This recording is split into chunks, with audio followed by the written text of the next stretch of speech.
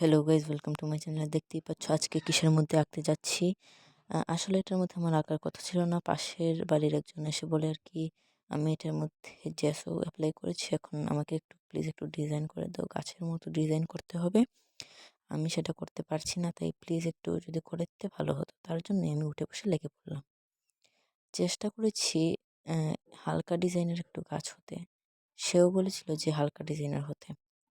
আসলে আমি কখনো আর্ট শিখিনি, তাই তোমাদের মনে হতে পারে এটা সুন্দর হয়নি।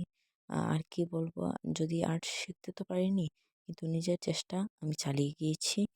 দেখতে দেখতে এটার কাজও শেষ হয়ে যাচ্ছে। আমি তোমাদের প্রতিবার, এর আগের বার আর অনেকবারই বলেছি গরিব আর্টিস্ট আমি।